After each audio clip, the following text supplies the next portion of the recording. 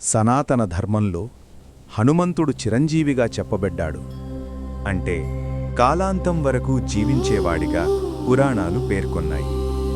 రామాయణం ప్రకారం శ్రీరాముడు స్వయంగా హనుమంతుడికి వరమిచ్చాడు. యావత్ రామనామం ఈ భూమిపై వినిపిస్తుందో అప్పటి వరకు నీవు జీవిస్తావు అని. అందువల్ల భక్తి సాంప్రదాయం ప్రకారం హనుమంతుడు ఇంకా ఈ భూమిపైనే ఉన్నాడని నమ్మకం. కాని ఇది శరీర రూపంలో తిరుగుతున్నాడనే అర్థం కాదు. అది ఒక ఆధ్యాత్మిక ఉనికి.